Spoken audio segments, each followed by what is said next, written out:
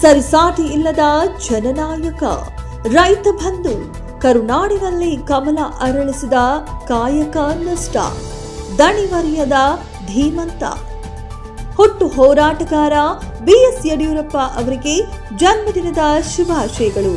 ಯಡಿಯೂರಪ್ಪ ಅವರು ಇಂದು 84ನೇ ವಸಂತಕ್ಕೆ ಕಾಲಿಟ್ಟಿದ್ದಾರೆ.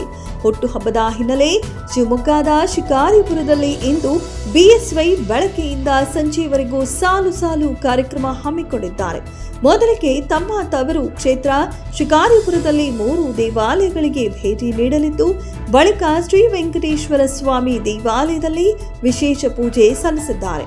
ಮಧ್ಯಾಹ್ನ ಶಿಕಾರಿಪುರದ ಕಮದ್ವತಿ ಕಾಲೇಜು ಆವರಣದ ವೇದಿಕೆ ಕಾರ್ಯಕ್ರಮದಲ್ಲಿ ಬಿಜೆಪಿಯ ಎಲ್ಲಾ ನಾಯಕರು ಬಿಎಸ್ವೈಗೆ ಶುಭ ಕೋರಲಿದ್ದಾರೆ.